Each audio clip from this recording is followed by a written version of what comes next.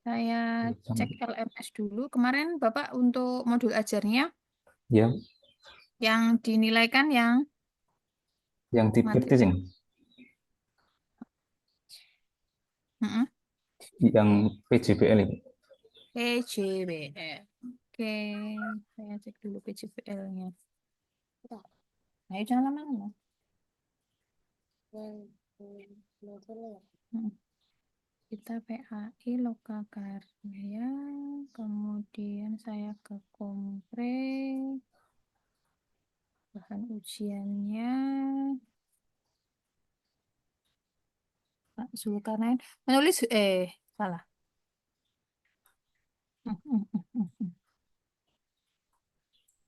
Yang menulis huruf hijaiyah sanes. Nggih, leres niku Oke, menulis huruf hijaiyah bersambung bersambung. Nggih. kandungan surat Al-Fatihah. Oh iya benar, nomor satu. Oke, saya bukanya dulu. Nggih. PJBL, Iya, bukan PBL ya. bukan yang kemarin pre-teaching PJBL. Oke. Dan yang sekarang mau dinilaikan untuk kompre ini, jangan milih yang PJBL juga ya. Yang PBL aja, PBL Oh, PBL ganti. aja. Nggih, ganti PBL. Oke, karena di sini kan ada PBL, PJBL sama DBL nggih. Nggih. Oke, SD Muhammadiyah Wiro Brajan. Salah. Jadi ini di sini dulu. Oh, which one? Sebentar, Pak. Nggih. Oh iya, nah, ini bagus nih. Oh, lupa. Oke, siap. Oke, ya. Kita mulai ya. Nggih. Bismillahirrahmanirrahim. Assalamualaikum warahmatullahi wabarakatuh. Waalaikumsalam warahmatullahi wabarakatuh. Pak Zulkarnain. Nggih. Hari ini saya mendapatkan tugas dari program pendidikan profesi guru Nggih. dalam jabatan Fakultas Ilmu Tarbiyah dan Keguruan UIN Sunan Kalijaga Yogyakarta untuk menyelenggarakan ujian komprehensif nggih. Pak Nggih. Zulkarnain, siap? Ya, insya Allah siap. Siap. Aman. Oke, tadi dari modul ajar Bapak menggunakan PBL. Bisa dijelaskan, Pak? Apa itu PBL dan apa bedanya dengan PJBL? Monggo silahkan. PBL metode pembelajaran yang berbasis masalah itu. Jadi Hmm? pembelajaran kita jabarkan melalui masalah, Hmm? diorientasikan, kemudian dijelaskan kepada peserta didik, nanti dicari solusi masalahnya, Hmm? kemudian guru juga membantu mendampingi, Hmm? meluruskan kalau pembahasan melebihi dari masalah yang akan dicapai, Hmm? dan nanti di akhir sebelum di akhir siswa sudah mengetahui hasilnya, mungkin Hmm? solusi masalahnya apa, kemudian tindakan-tindakannya apa, dan di akhir nanti menyimpulkan dari masalah tersebut. Kalau untuk yang Bedanya dengan PJBL, PJBL? PJBL pembelajaran yang berbasis proyek. Hmm? Jadi awal mula muara pembelajaran itu berawal dari sebuah proyek yang akan dilakukan oleh guru dan peserta didik. Hmm? Melalui proyek ini diharapkan peserta didik dapat membuat melalui pengetahuannya, melalui kegiatan belajarnya, Hmm? membuat apa yang dibahas dalam materi tersebut sebuah Hmm? proyek yang nanti dijadikan sebagai pengetahuan untuk dalam tujuan pembelajaran yang diinginkan. Oke. Nah, ini kan anak kelas 2 nih, Pak. Anak Jadi, kelas 2, kemudian Bapak menghadirkan model pembelajaran berbasis masalah. Nah, ya, masalah seperti apa yang dihadirkan kepada anak kelas 2, Pak? masalahnya di kelas 2 itu anak belum bisa menyambung huruf hijaiyah itu dari awal. Jadi yang ditekankan dalam pembelajaran ini di awal ada yang bisa tapi lebih banyak yang kurang mampu menyambung huruf hijaiyah, maka masalah utama dari PBL saya ini adalah untuk siswa yang belum bisa atau belum mampu menulis huruf hijaiyah bersambung. Berarti kalau kayak gitu, Bapak ini sedang mendiskusikan PTK nantinya. Kalau ini kan kita ke arah pembelajaran. Jadi kalau Bapak menggunakan model problem based learning, Nggih. pada saat kegiatan inti itu kan berarti Bapak menghadirkan adanya masalah kepada anak. Iya, Sebentar, saya nggih. ngecek dulu. Ini videonya itu apa sih yang mau disajikan Alif Bakta bersama Upin dan Ipin? Itu pengetahuan dasar Bu, mengenai huruf hijaiyah dengan Oh, harapannya kemampuan dasar itu mungkin siswa ada yang lupa di kelas 1 tentang huruf hijaiyah. Di kelas 2 ini guru mereview dengan huruf hijaiyah itu. Nanti tinggal pengembangannya di kelas 2 ini. oh, saya kira di video ini Bapak ingin menampilkan kepada anak bahwa misal nih ada contoh anak yang ternyata dia belum bisa membaca huruf hijaiyah, terus ada kesulitan gitu toh. Nah, kemudian di situ kan akhirnya muncul, oh iya ya kalau misalnya aku nggak bisa membaca huruf hijaiyah, aku nggak bisa ini, ternyata aku nggak bisa begini. Saya kira begitu. Kalau itu kan Iya. awal dari PBL kan harusnya begitu. Bisa diperjelas, Pak. Untuk itu belum sempat kami dokumentasikan Ibu untuk masalah yang dialami siswa tersebut. Cuman itu sebagai dasar pengetahuannya siswa dulu. Belum sempat Oke. ya di Coba nggih, saya nggih. tampilkan PBL-nya, Ya. modul ajarnya Bapak, supaya kita bisa melihat. Oke. Karena di kegiatan inti ini, pada langkah-langkah pembelajaran di kegiatan inti ini, saya nggak bisa melihat di mana sih letak masalahnya gitu. Jadi, kalau yang tadi Bapak sampaikan bahwa ternyata anak kelas 2 itu begini, begini, begini, begini, itu masalah yang akan Bapak angkat untuk penelitian tindakan kelas. Tetapi ketika Bapak menggunakan model pembelajaran PBL itu kan seharusnya masalah yang akan diselesaikan oleh anak di dalam Oh, kelas. Misal saya ambil di pelajaran IPA gitu nggih, yang biasa saya sampaikan kepada anak. Saya mengajak anak untuk melihat sungai yang keruh gitu. Kemudian saya tunjukkan bahwa di situ ada ikan yang mati. Nah, itu kan hmm, masalah tuh, Pak. iya, Kemudian anak akan mengeksplor bagaimana ya supaya ikan yang ada di sungai ini hidup, gitu ya. Apa yang iya. harus, apa yang bisa kita lakukan? Ternyata sungainya keruh, sampahnya banyak dan lain sebagainya. Nah, kalau di tempat Bapak ini, bagaimana Bapak memulai problem based learning kepada anak-anak? Yang langkah kegiatan inti nomor 2 itu, Nomor dua. iya. Nanti kan di kegiatan awal pemantik itu ada soal ini. Nah, dari itu nanti siswa ketahuan banyak permasalahan kesulitan dari menulis. Oh, Iya, jadi sampai anu dulu, kayak apa pretest dulu gitu. nggih. Oh, oke. Pembahasan dan solusi. Pak, Iya, nomor satu, dua, tiga, empat itu apakah langkah-langkah yang ada di PBL? kalau ya kurang lebih sama insya Allah. Satu, dua, tiga. Mungkin yang evaluasi sama menarik kesimpulan belum ditulis di sini. Nah, Iya, itu maksud saya. oke. Ngoten. Oke, coba kita kita lihat yang sebentar punya siapa ya? Yang kemarin itu, Pak. Bu Farah, Bu Bu Farah Arifah. dan Bu Arifah, iya itu juga sama, hampir sama sih, kecuali yang bapak-bapak itu yang menggunakan DBL. Yang coba kita lihat punyanya Bu Arifah, nggih. Wait and see dulu punya Bu Arifah untuk yang BBL. Tapi ini untuk, walaupun ini untuk anak SMP ya Pak, tapi Oh iya, yang menjadi ciri khas sebuah model pembelajaran itu di langkah-langkahnya Pak Zul. Jadi kita harus menunjukkan di langkah-langkah itu kalau memang ini pembelajaran berbasis masalah. Maka ada yang biasa kita sebut dengan sintak atau iya. langkah Nah, atau fase. Nah, di modul ajarnya Bapak itu harus dimunculkan ini, Pak.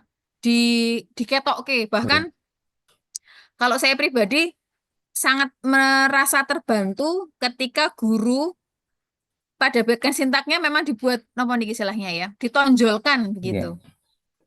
Ya. Nggih. Jadi inilah yang membuktikan bahwa memang modul ajar ini menggunakan PBL. Oke. Ngoten li. Kita langsung lihatnya tuh di sini. Oke, berarti memang kegiatan itu yang pertama itu bagaimana guru mengorientasikan ya, menghadapkan peserta didik pada masalah. Terus langkah yang kedua itu bagaimana pengorganisasian peserta didiknya. Apakah memang mau dibuat penyelesaian masalah itu berbasis kelompok atau berbasis individual? Kan Nggih. ngaten. Kemudian bagaimana guru itu membimbing penyelidikan, ngoten Pak. Jadi sangat menurut saya sangat penting ya, sangat Nggih. perlu di modul ajar, terutama di bagian kegiatan inti itu Bapak meng-highlight Iya, sintak atau langkah, ngoten nggih? diperjelas ini. Diperjelas, Iya, nggih. nggih. Karena nanti dari sini tuh kelihatan Pak. Makanya tadi kan di awal saya nanya, bedanya PPL dengan PJBL apa Pak?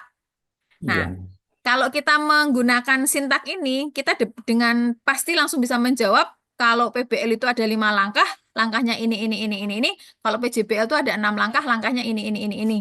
Ngoten. iya, Karena antara PBL dengan PJBL itu di bagian langkah 1, 2, 3 itu hampir sama. Semuanya diorientasikan pada masalah.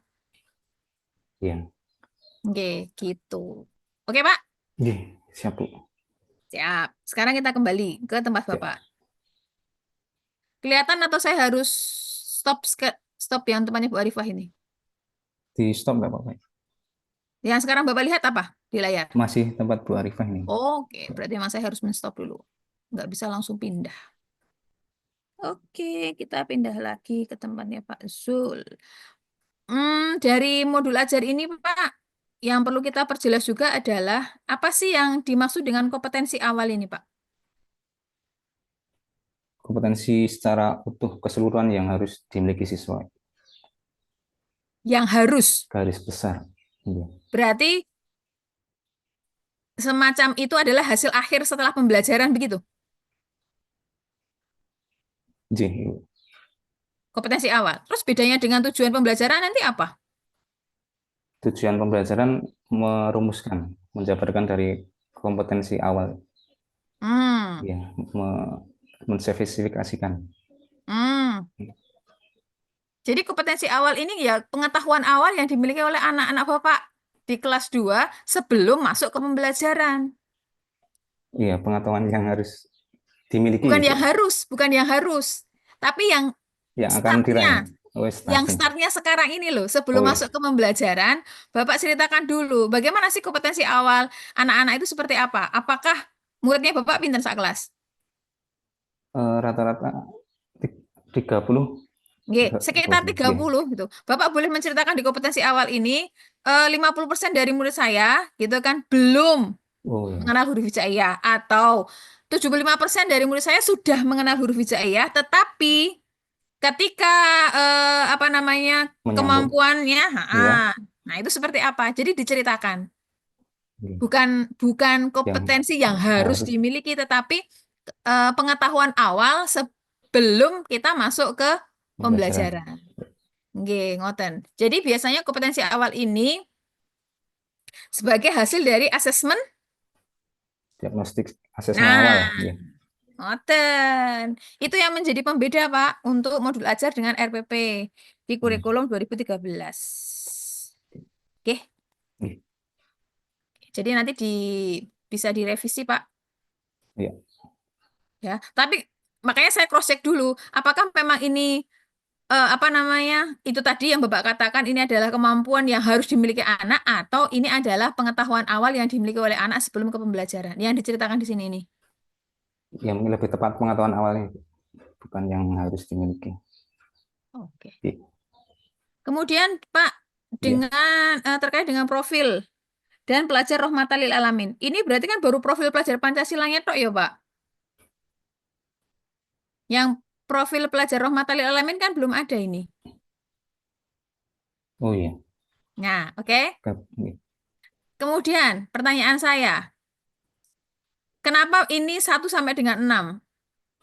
Maksudnya apakah keenam profil pelajar Pancasila ini akan Bapak capai di pembelajaran ini?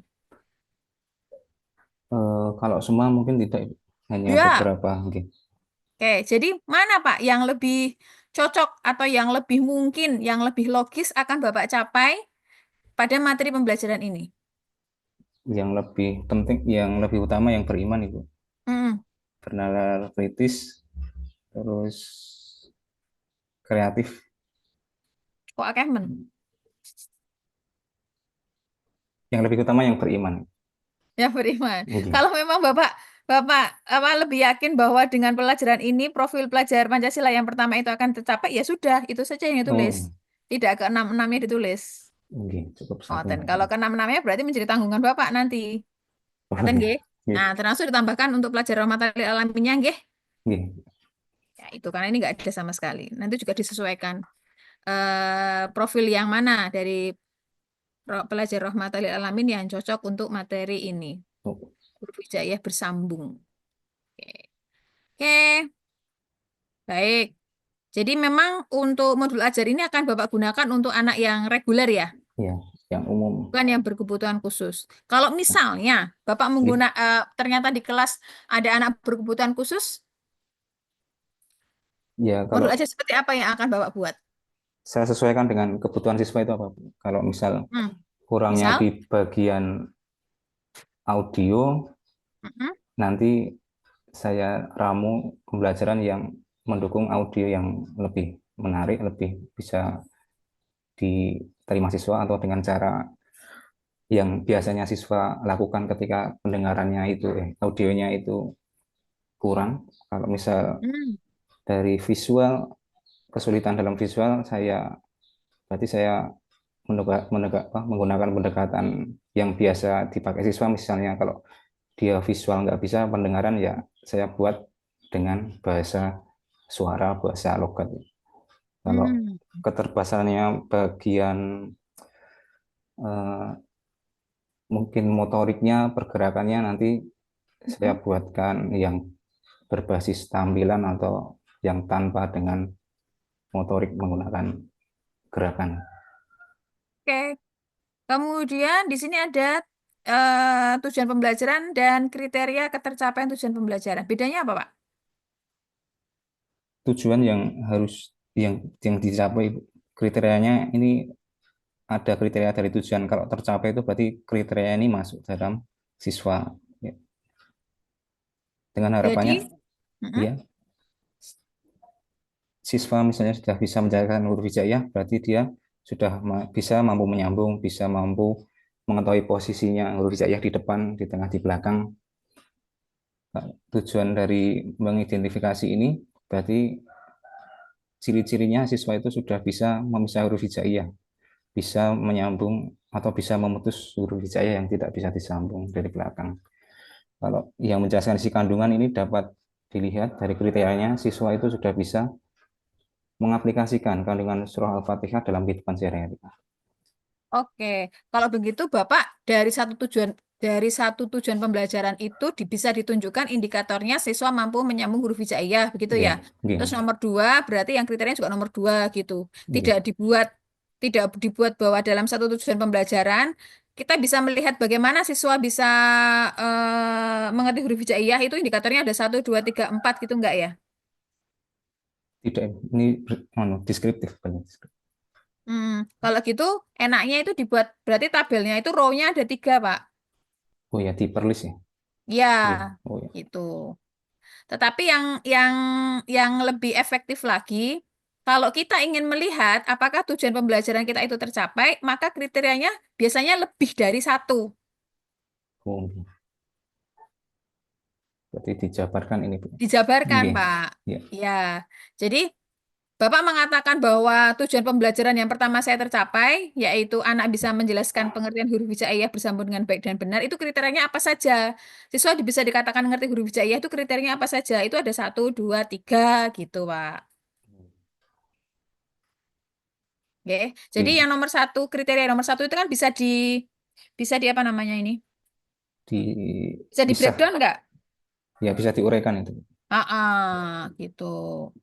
Menyambung huruf hijaiyah dengan posisi di depan, siswa mampu menyambung huruf hijaiyah dengan posisi di tengah, siswa Ya, mampu menyambung huruf hijaiyah dengan posisi di belakang, belakang. gitu. Bisa ditangkap, nggih? Iya, bisa. Jadi itu kalau memang memang bentuknya satu-satu gitu, berarti di row antara tujuan pembelajaran satu, dua, dan tiga Iya. menjadi tiga, tiga, Kolom. tiga row, nggih. Iya. Dan sebaiknya sih kriterianya ditambahkan, Pak. Karena nanti ketika Bapak membuat asesmen, itu dari setiap kriteria itu akan diakses. Oh, ya. Kalau pemahaman bermakna ini apa sih, Pak? Yang mana Ibu? Pemahaman bermakna. Ya, pemahaman yang bisa memiliki makna, bisa memiliki aplikasi yang tepat dari pengetahuan yang sudah dimiliki. Jadi ini yang menjadi pegangan Bapak menekankan kepada murid, kepada siswa, kepada peserta didiknya, Iya, apa apa istilahnya? Konsep penting iya, atau materi esensial yang harus yang harus dimiliki oleh anak pada pembelajaran ini. Mengetahui huruf hijaiyah. Oh, oke, oke.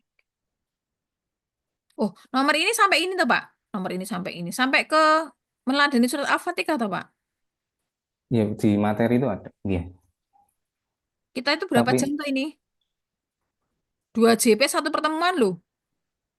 ya tapi kandungannya tidak sekompleks itu. Di sini lebih apa? Lebih simpel kandungan. Tidak mendalam itu kandungan. Oh. Karena bayangan saya untuk nomor satu ini aja tadi itu cukup nggak 70 menit? Berapa? 70 menit atau 60 menit? 70 2 menit. JP itu. Ya, 70 menit. 70 menit toh? Ya, Hmm. Jadi balik lagi nggih, nanti dicek lagi ke apa menurut saya kelogisan. Apakah menyambung huruf, kemudian mengidentifikasi huruf hijaiyah bersambung sampai dia menjelaskan itu cukup di 2 JP itu. oh ya. Oke, tuh masih pakai doa, tadarus.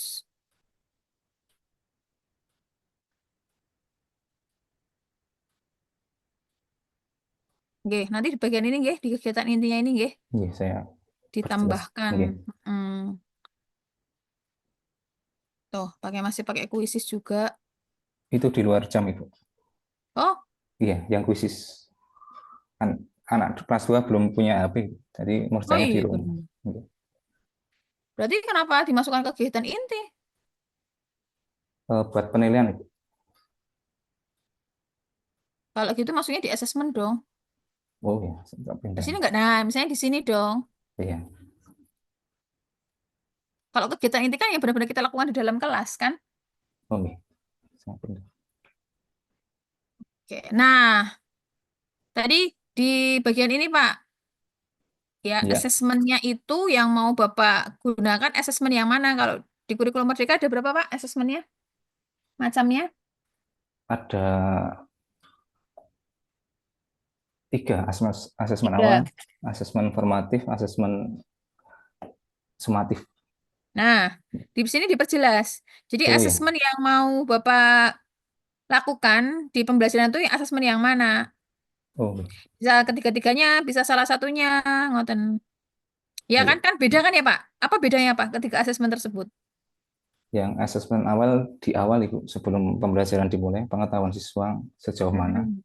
Mm-mm. Kemudian asesmen formatif itu dilakukan selama proses pembelajaran. Ya, Mm-mm. selanjutnya asesmen sumatif dilakukan setelah pembelajaran berlangsung atau dilaksanakan. Hmm. Yakin, yang sumatif tadi. Jadi asesmen yang dilakukan setelah proses pembelajaran berlangsung, bukan setelah materi atau konsepnya selesai. Oh ya, setelah materi lebih Jadi kalau setelah pembelajaran berlangsung menggunakan asesmen apa? memakai formatif. Formatif. Iya, Oh, kalau materi ini ternyata belum selesai, ya kan terkait dengan mengenal huruf hijaiyah, nggih. oke. Jadi ini kan CP-nya apa tuh ini CP-nya? Bapak nggak, endi toh? Kok nggak ada CP-nya, Pak? Biasanya kita tuliskan CP-nya itu di kompetensi inti.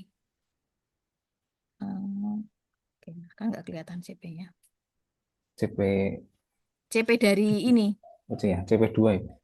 Oh, nah Ya, CP2 itu beberapa pertemuan kan? oke. Ya, Berarti nanti kalau sudah ditambah. selesai baru kita asesmen Ya, sumatif. Maka di oke. sini tadi balik lagi ke asesmennya. Maka di bagian asesmen ini Bapak perjelas ya, Ya, menggunakan asesmen apa yang dari ketiganya itu baru nanti diberi penjelasan. Kalau misalnya asesmen formatif, saya menggunakan observasi partisipasi siswa gitu. Kemudian saya juga menggunakan penilaian lembar kerja, misalnya seperti itu. ya. Oke. Nggak ada glosarium ya, Pak? Glosarium belum, belum. Hmm. Glosarium itu apa, Pak? Glosarium itu Daftar kata yang sulit. oh ya, Ya, nanti bisa diperjelas.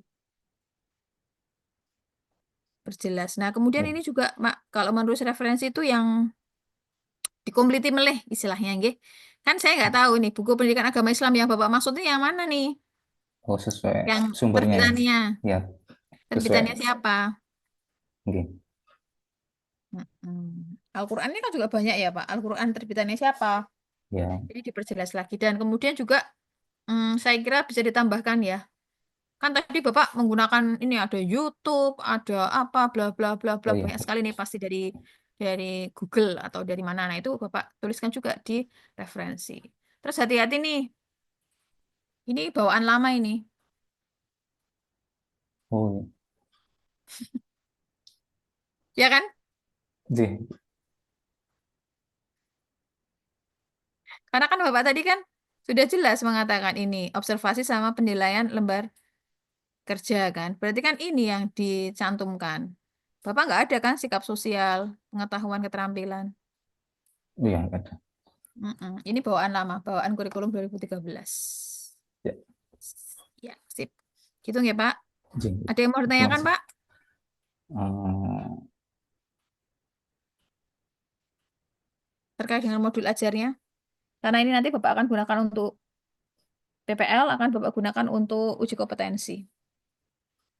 iya, Bagaimana yang belum oke. jelas?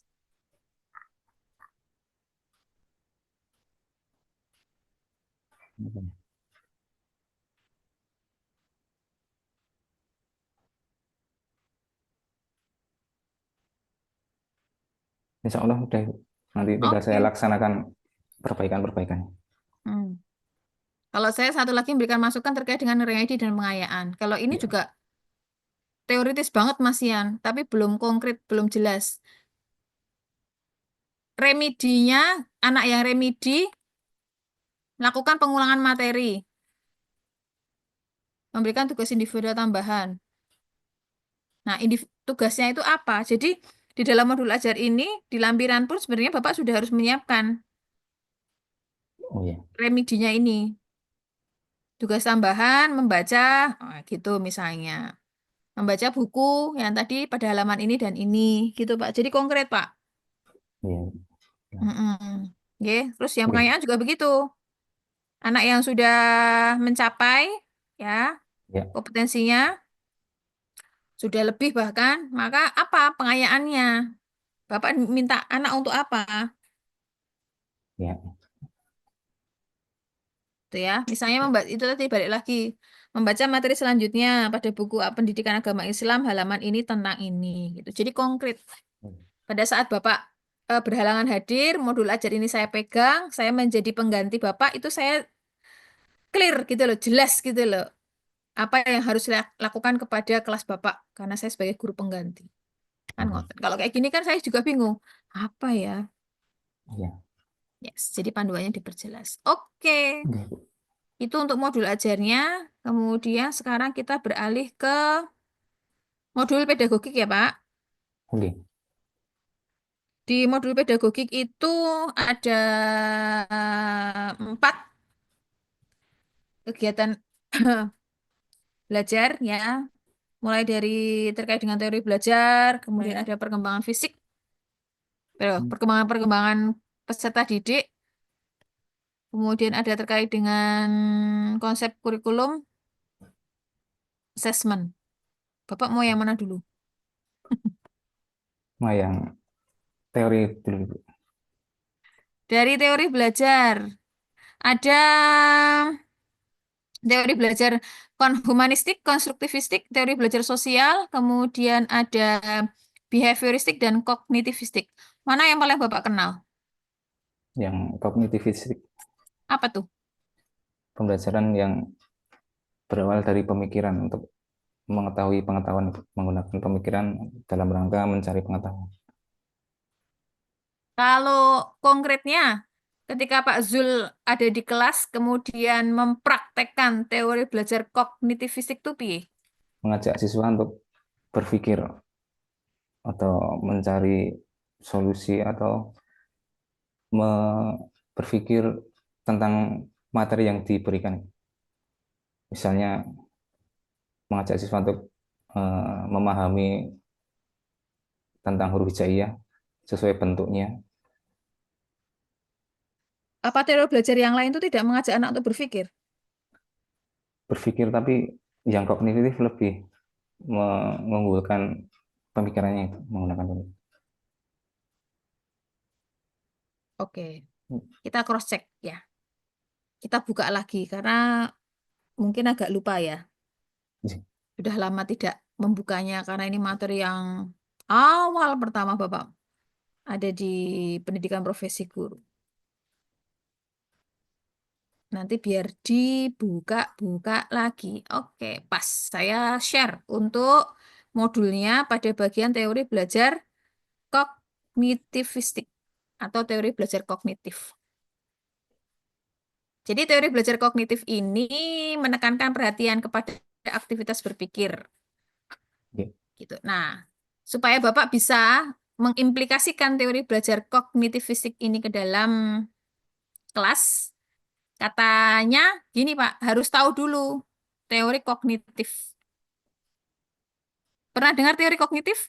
Nah, Yang mana itu Pak? kognitif ya dari tadi apa menggunakan pemikiran Hmm. berkaitan dengan pikiran. Hmm. Jadi teori kognitif itu Bapak pasti akan membaca teorinya beliau. Ya, Apa tuh? Jane Piaget itu. Oh, yang kayak apa tuh?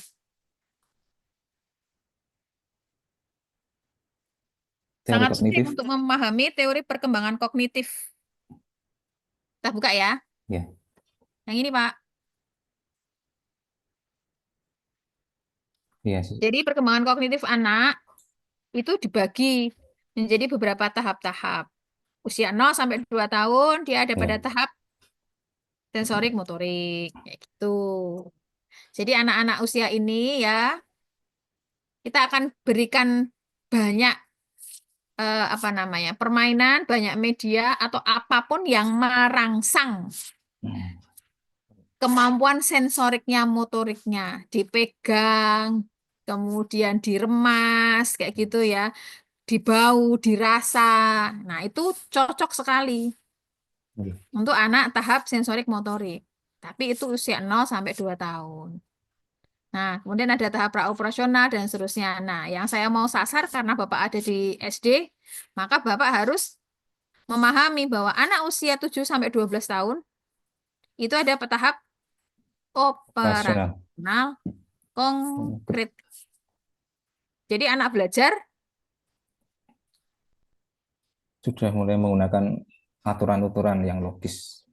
ya Ya, dan ada benda-benda yang bersifat nyata, konkret.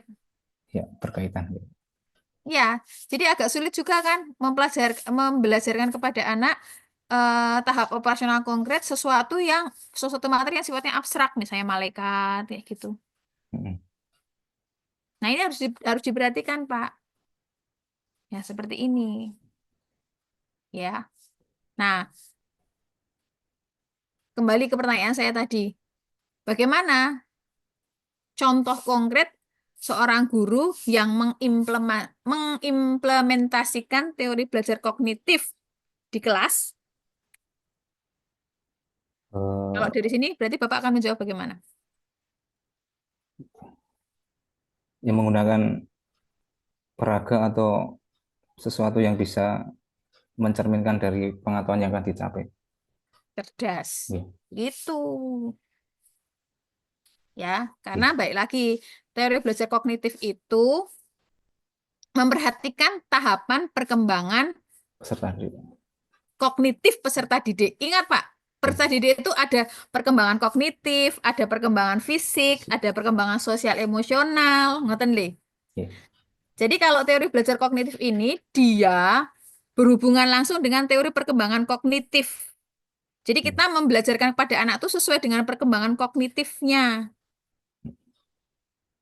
Ngoten. Nah, teori belajar eh, teori perkembangan kognitif yang banyak kita pakai punyanya Piaget. Ini tadi ya, yang membagi tahapan perkembangan kognitif anak itu menjadi 4. Yang terakhir adalah tahapan formal.